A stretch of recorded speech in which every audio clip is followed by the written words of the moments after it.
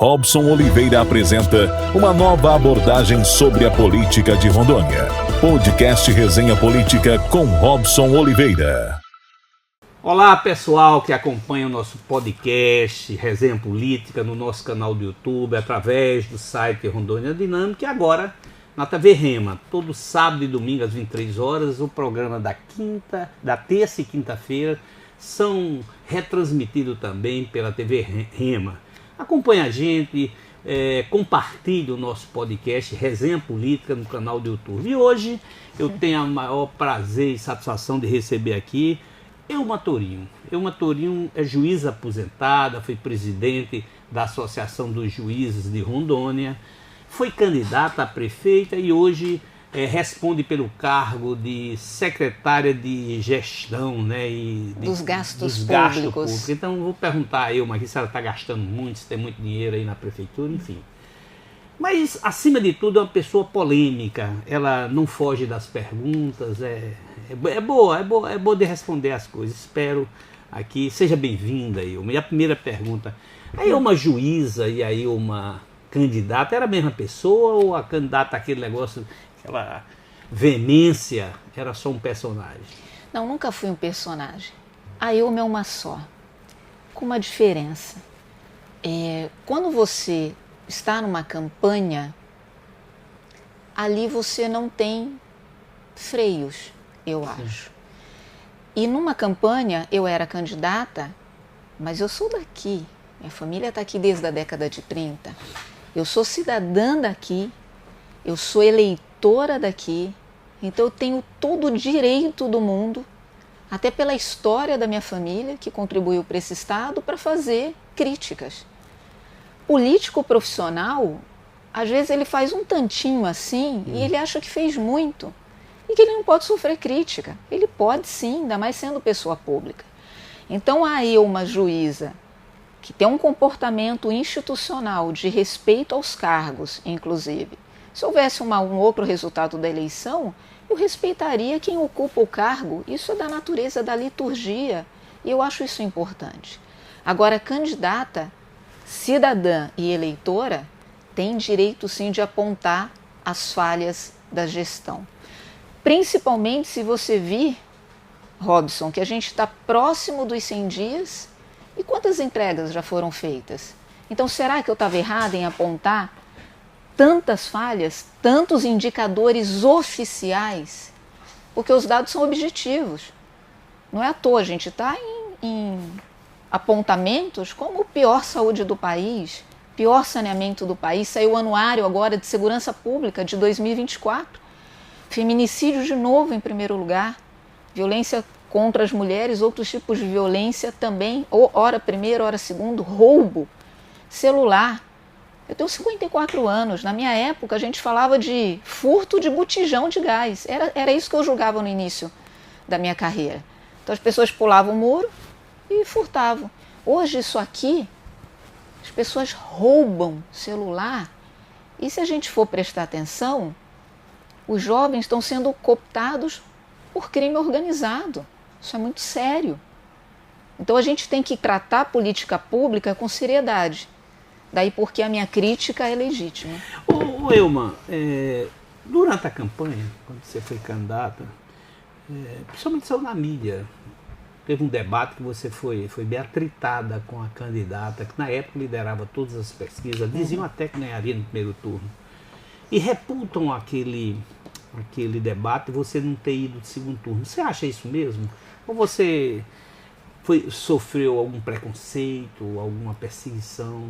Eu vi lá eu assisti o debate, eu estava lá pessoalmente. Você estava bem preparada, mas você estava naquele dia, como a gente chama lá no Nordeste, braba. Com sangue nas veias. Com sangue no olho, que a gente chama. Que eu acho que é isso, inclusive, que o eleitor quer. Eu tenho, a minha formação, a minha doutrina é de reserva, porque as pessoas tinham que fazer um pedido para eu me manifestar. Então eu passei 25 anos doutrinada assim. Dificilmente você vai me ver chegando num restaurante, a pessoa comendo com a família dela e eu colocando a mão no rosto dela, sendo invasiva para cumprimentar. Teve gente que falou até disso. quando na verdade eu estava respeitando as pessoas. Aquelas que acenavam, sorriam, eu me aproximava. Eu acho que é uma questão de respeito. O eleitor está cansado desse político profissional. E quando eu cheguei ali, com uma série de coisas, inclusive com fake news, criaram uma fake news de que um ministro tinha me desejado boa sorte, como se o ministro pudesse fazer isso. Né? Isso é de uma covardia, é tão asqueroso, não a questão de uma suposta amizade, mas da mentira mesmo. Quer dizer, vamos eliminar um candidato porque ele é pior. Foi essa a minha crítica. Eu não tenho pessoalmente... O ministro da boa sorte, não acho que tem. Mas assim, eu não tenho nada pessoalmente contra ninguém. Se Deus quiser, eu vou morrer sem ter inimigos. A sua veemência era em razão... A minha veemência em razão da gente estar perdendo o controle da nossa cidade, do nosso estado. Não adianta... Ontem eu estava no evento, primeira mulher presidente da FACER. A gente sabe a importância disso, de associações, dessa questão comercial, do setor produtivo, o que ele representa.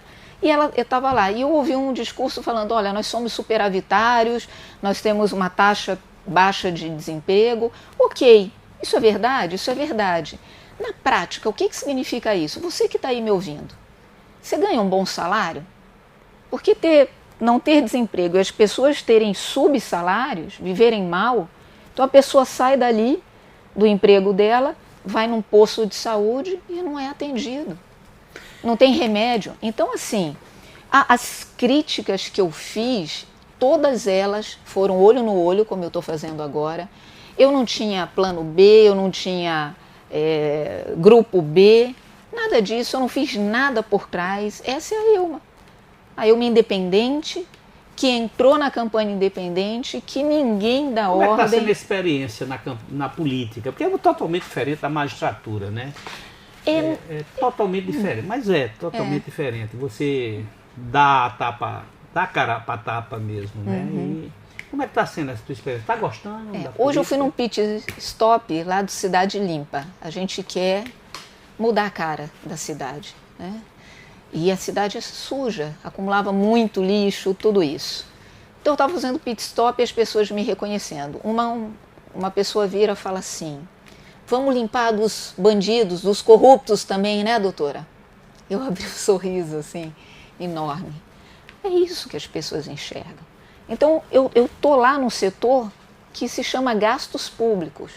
O que eu fizer ali para economizar, isso sobra mais para o prefeito em fazer entregas de serviços públicos, né, das políticas públicas, do plano de governo. E nós recebemos, tem uma herança, de novo, dados objetivos. Veja só, eu tenho uma frota, vou te dar um dos exemplos, eu tenho uma frota de veículos, são mais ou menos 1.500 veículos, fora roçadeira, etc. Né? Na prefeitura de Porto Velho. De Porto Velho. Nós recebemos com menos de 40% desses veículos com rastreamento. Plotagem não vou nem falar. Você como cidadão, você paga impostos, você quer entrega, você quer resultado. Você acha que dá para fazer controle, planejamento, tal, se você não tem as coisas monitoradas, mapeadas? Como é que eu vou fazer um controle de desgaste do veículo, de desvio, de gasto de combustível, etc. Desvio de combustível. Desvio de combustível, né? Pegar o carro e ir lá visitar a família no interior se eu não tenho ele rastreado. Não percebe? Menos de 40%. Nós vamos aumentar esse percentual, substancialmente. Porque a regra é para estar monitorado. Você pode não fazer isso. Você pode dizer, olha, eu sou um secretário de segurança pública e por questões de segurança o meu não vai estar rastreado ou plotado. Mas isso tem que ser exceção. Justificado. Você está na administração atual da capital, né, ajudando o Léo Moraes. Há poucos dias eu entrevistei o ex-prefeito e ele fez várias críticas ao Léo Moraes, ao atual prefeito, e alegando que o prefeito não entrega nada, só critica ele, não faz nada, que não há rumbo nenhum no IPAM. O que é que você diria? Como você está na pasta de gastos públicos, você sabe me explicar se lá no IPAM está com rombo ou não, se é mentira mesmo do prefeito, que o ex-prefeito disse que... Chamou ele de mentiroso, inclusive. Essa questão das ofensas, eles têm que se entender. Sim, não. O IPAM está com rombo enorme. Então é verdade. E aí a auditoria vai dizer o tamanho desse rombo. Você já tem alguma média? É uma outra pasta, a gente participa de reuniões entre os secretários, existe. Qual o risco do aposentado ficar sem um pagamento da sua aposentadoria? Olha, eu não quero deixar ninguém sem dormir, mas eu diria a você que a situação é bastante séria. E mais, quanto a entregas, eu tentei aqui mapear as entregas do prefeito, do que eu lembro desses 100 dias e do que eu vi nas redes sociais. Deu 11 páginas. A população pode julgar. Deu 11 páginas? 11 páginas. 11 páginas. Então tem assim, coisas muito boas. Nós estamos vendo. Atendimento noturno. Nas UPAs. Nas UPAs. Não existia, não existia. Era não até existia. que horas? Você se lembra? Era até 18, tinha alguma... 18 horas. E isso e tinha agora distribuição. Agora vai, salvo engano, até 21, 22 horas. É noturno, então as pessoas saem do trabalho podem ir lá. Entrega de exame. Veja só, nós estamos no século XXI. Tudo que é de tecnologia e inovação em outras cidades avançando assustadoramente. Né? A gente não tinha resultado de exame por aqui. Eu acompanhei várias vezes pessoas... Aí fica aquela quantidade de gente, de fila... Pegava ônibus, ia até lá, chegava lá, enfrentava a fila, com risco de contaminação, porque muitas pessoas, sem dinheiro para pagar passagem. Desobstrução de bueiros, abertura de canais. Tinham locais históricos que alagavam todo inverno amazônico, que agora a gente passa... As pessoas falam comigo. Você não tem ideia da quantidade de pessoas que, na minha rede social, vêm no privado e fala: olha aqui a foto, essa minha rua alagava toda semana. Dá os parabéns ao prefeito. Porque o ex-prefeito me disse, Elma, que esse negócio das alagações seria porque está chovendo além do normal na Amazônia. E eu perguntei a ele, mas foi feito as drenagens? Ele disse que foi. E você está me dizendo que as pessoas estão dizendo que antes não era e agora está sendo. Alagava. Bom, a gente tem o acompanhamento todos os anos, como era. Vários filmes por aí. Exatamente. Elma, e como é que você está vendo a política no Estado agora? Como é que você está vendo e projeta 2026? Elma é candidata? Elma está no jogo aí das eleições? Qual partido? Eu estou no MDB. Eu acho injusto, inclusive, as críticas que fazem ao MDB, porque o MDB é um partido muito antigo. Que tem pessoas de todas as ideologias, e o mais importante foi, volto a repetir, o MDB me deu liberdade e independência, porque senão não teria nem entrado. Se eu não tiver independência, eu nem entro. Eu não tenho, por hora, por que sair do MDB. O presidente do partido está saindo, né, o Lúcio? É um direito dele. Eu acho até que essa saída poderia ser antecipada, já que ele não pretende ficar no partido. Mas ele perde o mandato, ele não é Não, mas se ele tiver uma anuência, ele pode sair. Pode ter uma anuência, Enfim. Então, o que acontece? No Brasil se polariza muito. E aqui eu vou tocar numa coisa um pouquinho mais sensível. Talvez ofenda alguns, mas é o meu direito de análise. No passado, o presidente Bolsonaro queria ser candidato à presidência da República. E ele procurou vários partidos, isso é notório. E o PL o acolheu. O PL nunca foi de direita. O presidente do partido, Valdemar da Costa Neto, é de direita? Você acha que ele é de direita? Não, achei que ele é Não sorri, ele está rindo aqui. Não sei se vocês estão vendo. Ele é um cara sabido. Ele já teve no governo Lula, já teve no outro governo. Ele é um cara sabido. União Brasil tem ministérios no governo atual. Vários partidos migram conforme a onda. Então essa polarização para mim é uma coisa que me incomoda, porque a gente tem que fazer entregas e pensar em resultados.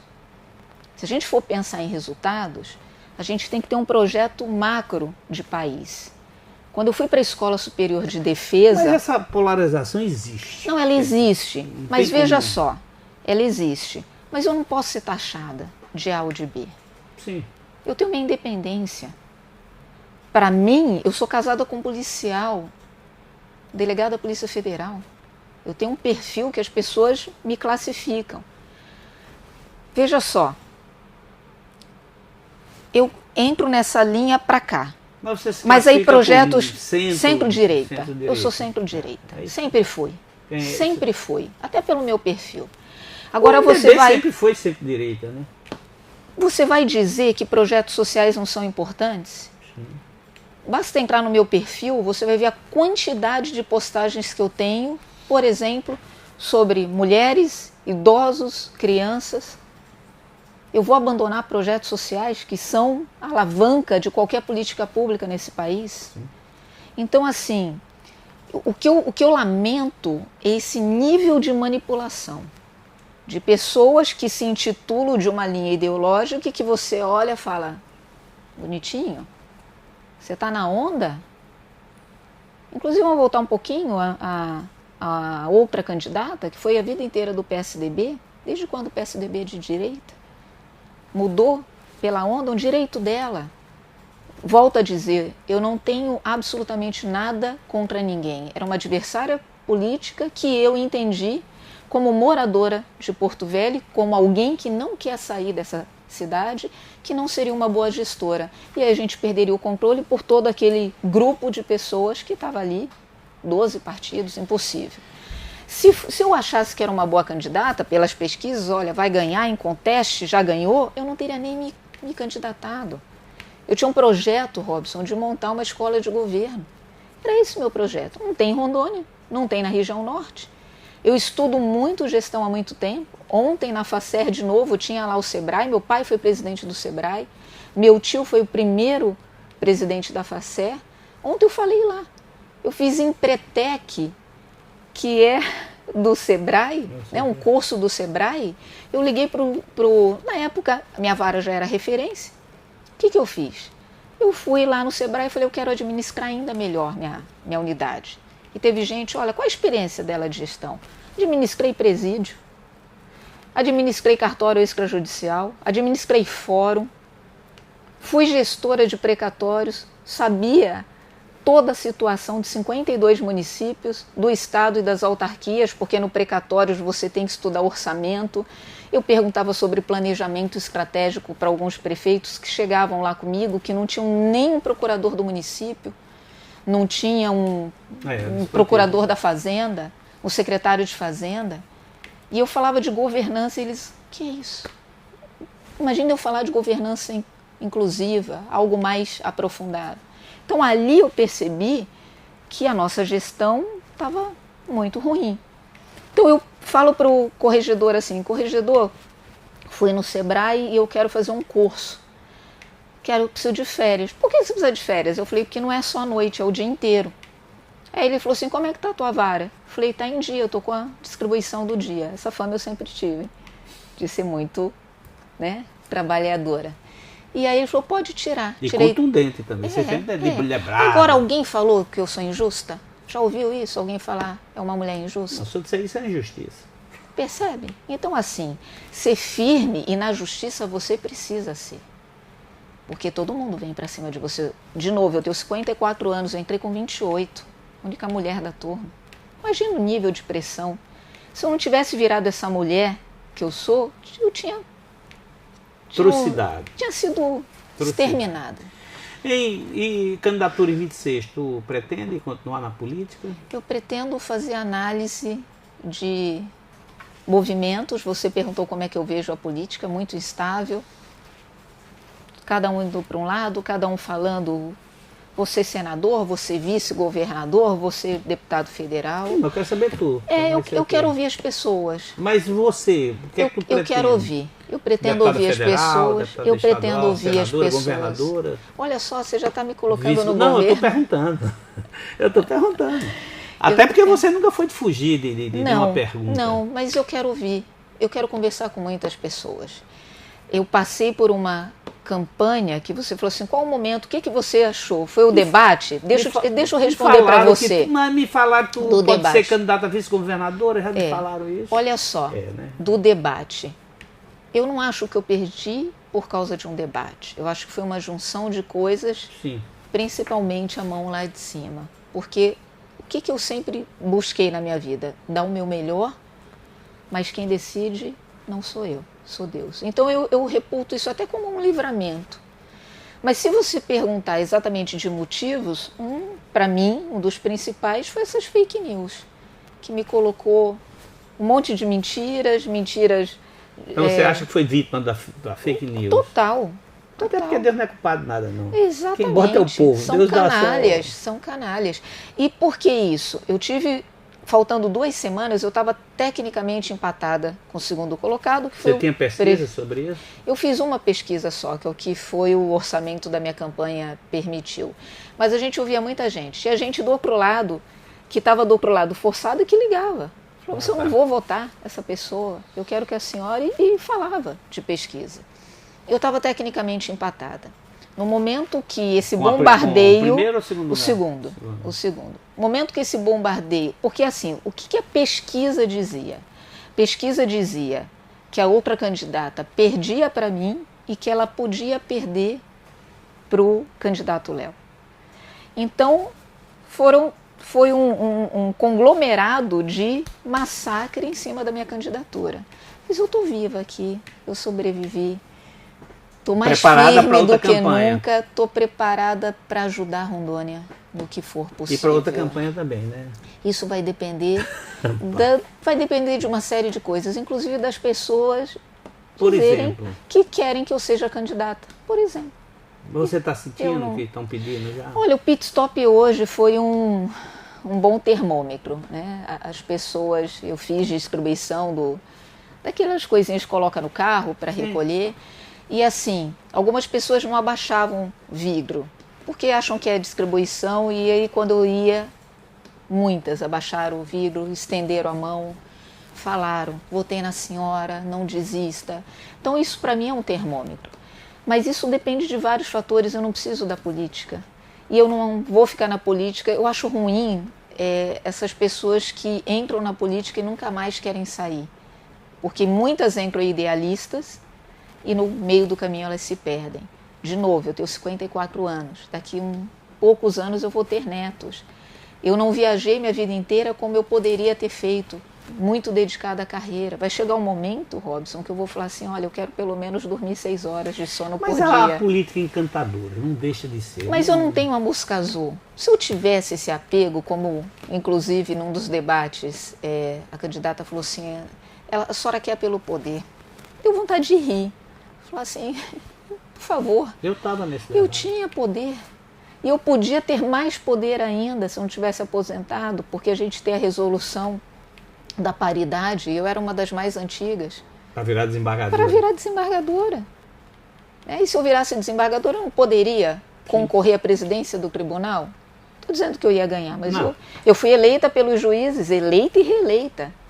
Então, assim, apego a poder, por favor, é melhor mudar o discurso, né? Porque dá vontade de rir. Dá muito trabalho lá na secretaria? Muito, muito. Porque todas as compras passam por lá. Então eu tenho registro de preços, mas eu tenho, para você ter uma ideia dos assuntos, eu tenho abastecimento de combustíveis, maquinários, conserto, né, da frota, energia, água, locação de imóveis, eu tenho uma gama de assuntos muito grande. Você deve ter tido acesso a essas informações. Até pouco tempo se dizia que havia, exatamente nesses setores aí, desvio de peças, carros que você leva para pelo menos suspeitas. Eu sei que teve muita matéria, até porque eu cheguei a escrever. Carro que se leva para arrumar, terminar o pessoal tirando peças boas, enfim. Vocês já deram uma olhada nisso? Está sendo rigoroso. Gasolina que se desviava. Tem várias matérias sobre isso. Existe o responsável ali direto pelo veículo, que é o motorista, para a população entender. Existe o fiscal, que deve fazer essa vistoria de quando o carro volta. E existe o gestor da pasta, da secretaria. Mas vou te dar um outro exemplo. Tem um fiscal do contrato, né? Isso. Vou te dar um exemplo. Nós temos um cartão para abastecimento. É como se fosse um cartão de crédito de uma empresa nacional, que eu acho, inclusive, que a gente tem que ficar independente dela. Eu adoro independência. Eu acho que a gente eu não consigo ver Rondônia com síndrome de vira-lata. Nós temos pessoas muito boas aqui, muito qualificadas, então a gente tem que chamar para si essa responsabilidade de fazer gestão e ter independência. Então, o ótimo seria a gente administrar o nosso abastecimento. Por hora, quem faz essa administração? Uma empresa nacional que não faz só aqui, faz no país inteiro. Essa empresa funciona como se ela fosse um cartão de crédito. Igual você vai no shopping, alguém vende de uma loja e passa o cartão, é assim que funciona. Então, o que eu fiz agora? Eu instalei uma TV parecida com essa sua, o dia inteiro eu olho dados. Uma foto bonita dessa. Mas continue. O dia inteiro eu vejo dados, Robson, o dia inteiro. Parece aquele programa que fica com você colocou um painel com tudo que está acontecendo. Eu vejo o dia inteiro. Então, só que o que eu fiz? A gente, para poder exercer orientação primeiro, controle e fiscalização, a gente tem que ter um parâmetro. Sim. Então, a hora que eu fui convidada várias vezes, tive uma resistência inicial e depois o prefeito falou assim, você não quer ajudar a cidade? Eu falei, quero, então vem para dentro.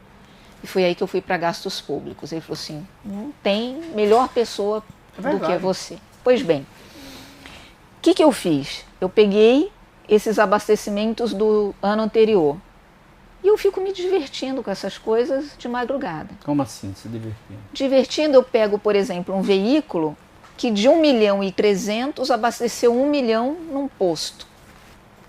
Por quê? Quando você acorda, você é motorista, você tem que consultar isso aqui. Eu já chamei de cara 8 motoristas das melosas, que são os maiores veículos. A gente abastece ali 4.000 litros de combustível. Eles junto com o fiscal. 16 pessoas. Foi a minha primeira reunião na área dos combustíveis. Eu falei assim, quem sabe mexer no aplicativo? Eu não sei, não tenho instalado. Beleza, então mamãe aqui vai ensinar junto com a equipe. Vamos ensinar, vamos orientar, vocês vão fazer várias vezes, fomos orientando. Se vocês tiverem dúvida, entendeu tudo agora, saiu daqui sem dúvida, amanhã acordou, nossa, eu tenho dúvida, vou de novo lá com a doutora Ilma. Beleza, eu estou lá para estender as mãos para ajudar todo mundo. Mas precisa acordar e ver isso aqui. Por quê? Porque aqui, Robson, vai estar o posto que é mais barato. E é dever do motorista abastecer no posto que é mais barato. Então não tem um posto fixo, contratado, não. Você recebe o cartão e esse cartão pode ser abastecido em qualquer posto. Nós contratamos essa empresa e ela credencia postos. Por isso que eles reclamam, com razão alguns, que eles falam assim, eu pago uma taxa muito alta, eu demoro muito tempo para receber, depende do contrato dele. E aí, então nós não temos uma relação de contratação direta, mas eu posso exigir, eu posso falar para o meu motorista assim, você vai abastecer no posto mais barato. Ele chega lá, a empresa anunciou, fez a oferta, chega lá, não tem. Está acontecendo isso? Aconteceu algumas vezes. Aconteceu. E aconteceu, por exemplo... Não, estou dizendo, está acontecendo isso, eles estão procurando mais barato, que dá mais economia para o gasto público. Nós já tivemos avanço com os maiores e agora nós vamos estender para os menores. Esses gastos com alimentação de criança em escola também passa por vocês? Passa. Saiu uma reportagem aí dizendo que não tem comida, enfim. O que acontece? Na gestão pública, por isso que eu gosto tanto de gestão, você precisa de planejamento. Sim. Então, algo que eu vou fazer lá em outubro, eu preciso começar agora. Licitação não é rápida. Aliás, outro dia eu conversando com o superintendente da licitação, o doutor Ian, em média, a Supel, na área externa, ela tem uma média ali de 5 meses. Outro dia nós encerramos um procedimento com 11 dias. Então, assim, todo mundo, de manhã à tarde, à noite, final de semana, é muito comum eu estar com a equipe, sábado à noite vai descer um barco para não sei onde, tem que abastecer, não dá para falar assim, não vou trabalhar sábado, se vai descer o barco no domingo e chegou na sexta, né? Mas a administração, ela funciona melhor quanto mais planejada ela é. Só que nós entramos agora, então nós herdamos o que já estava planejado. Teve coisa que nós herdamos que não tinha planejamento algum. Na área da educação, não teve um programa lá junto ao governo federal para receber recurso. Creche, são vários programas, são né? Vários programas. Tem de fardamento. Só que você tem que apresentar um projeto. Isso era a minha ideia da escola de governo, Robson. Por quê? O que eu percebi? E eu estava em Brasília o tempo todo como presidente de associação, e na Associação Nacional eu era da pasta do Legislativo. Então acontecia, eu estava no curso da Escola Superior de Defesa, Segurança, Defesa e Desenvolvimento, Desenvolvimento e Gestão. Às vezes eu estava lá, terminava a aula e um colega ligava de outro estado e falava assim: Ilma, você está em Brasília? Tô. Olha, eu preciso que você vá falar com o senador do meu estado porque eu não estou aí, é um projeto do nosso interesse. Então eu era do Legislativo. Eu mapeava aquilo. A gente precisa de projeto, de execução de projeto, de execução correta de projeto. Porque, primeiro, a maioria das pessoas não tem acesso ao networking, aquilo que você faz o tempo todo. Não tem acesso, já barra aí. Mas quando tem acesso, não sabe fazer projeto. Quando faz projeto, faz mal feito. E quando tem essa realização do projeto, não consegue executar. Falta dinheiro em Brasília? Não falta dinheiro em Brasília. Robson, a gente poderia estar muito melhor. Você falando isso, eu me lembro que eu entrevistei aqui o presidente do Tribunal de Contas. E eu perguntava exatamente isso. Eu dizia: presidente, como é que um prefeito lá de Cabixi vai pagar um procurador, paga R$3.000? Como é que um cara desse vai fazer uma licitação boa? Qual a qualificação que ele tem? Qual o trabalho preventivo que vocês fazem para não ser apenas um tribunal punitista, de ficar só punindo? Porque vocês não vão lá, enfim, eles que realmente o tribunal estava fazendo isso hoje, essa nova, invertendo, ao invés de ir lá só para fiscalizar, ia lá para prevenir, prevenir, porque são recursos públicos que terminam indo por ralo. Às vezes o gestor não é nem corrupto, ele não sabe fazer mesmo. Né? Isso daí, como é que você está vendo hoje? A gestão, ele está conseguindo se desenvolver com mais competência? O dinheiro público está sendo bem gasto? O prefeito ele é muito dinâmico. Ralo aí o prefeito ele é muito dinâmico. Sim. Ele quer as coisas. O prefeito Léo Moraes, ele quer as coisas para ontem, né? Então são projetos paralelos, porque veja, nós tínhamos mais de 20 secretarias com a reforma que foi aprovada na primeira semana. Nós reduzimos para 16, então, né, algumas foram unificadas. Ontem, inclusive, eu discutia isso com a presidente da FACER, com a Adélia, lá de São Miguel, com a Elisângela, que tem um movimento lindo nessa área também de Paraná, e com a Carol do Agro, Carol Brasil do Agro. Veja só, nós tivemos aqui unificação de Secretaria de Agricultura com Meio Ambiente. Caiu o mundo. Mas nós temos duas commodities. Eu achava compatível isso. Por exemplo, você quer vender tua carne, você consegue exportar sem o selo verde? Lembra quando tem país que não compra carne do Brasil por causa da vaca louca? Pois é. Cheguei a escrever isso. Então, é extremamente compatível. Ao contrário, quando você unifica, você não fica um para um lado, outro para outro, um para um lado. Inclusive com normatizações divergentes. Sim, exato. Agora, uma coisa que a gente discutiu bastante ontem no jantar da FACER, uma coisa que ninguém toca também, que eu vejo com muita preocupação: regularização fundiária. Lá atrás, quando as pessoas vieram, houve uma promessa de um estado próspero, que você podia fazer qualquer coisa. Então é diferente aquela pessoa, aquele produtor que está lá na terra há 40 anos e um que acabou de desmatar o ano passado. A gente precisa, de novo, eu não gosto de perder tempo com firulas, por isso que às vezes a pessoa vem falar comigo, eu falo: olha, fofoca, não tem tempo a perder. Não tem tempo a perder. A gente tem que pensar. Nesse curso da ESG, a gente pensa Brasil para 50 anos. A gente precisa pensar macro. E talvez isso seja do juiz, porque você vai julgar o fato, mas você vê assim: olha, vão separar, mas e os filhos? E a pensão? E a guarda? O tempo todo o nosso olhar é um raio-x de cima.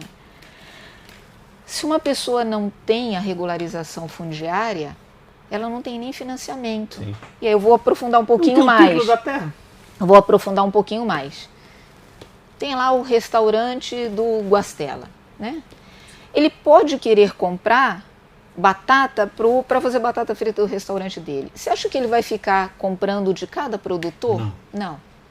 Então eu preciso ter associação ou cooperativa forte que ajude esse pequeno produtor, que faça incentivo, que ele consiga ter financiamento, que tenha, porque esses produtores, eles têm o produto, mas eles não têm a gestão, a logística. Isso a gente não desenvolveu aqui. A gente não tem um SEASA, que é de responsabilidade estadual, que eu faria alguma coisa muito próxima, mas restrito ao município.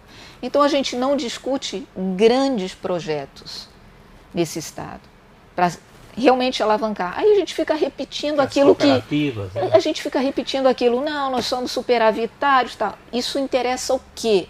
Você que está me ouvindo, mudou o que na sua vida a gente ser superavitário? Ilma, eu passaria mais 1 hora aqui conversando contigo, mas nosso tempo já estourou, inclusive 1 minuto, né? Me disseram assim, tu vai entrevistar a Ilma, ela vai com chicote, né? E eu me preparei com meu gibão aqui para poder...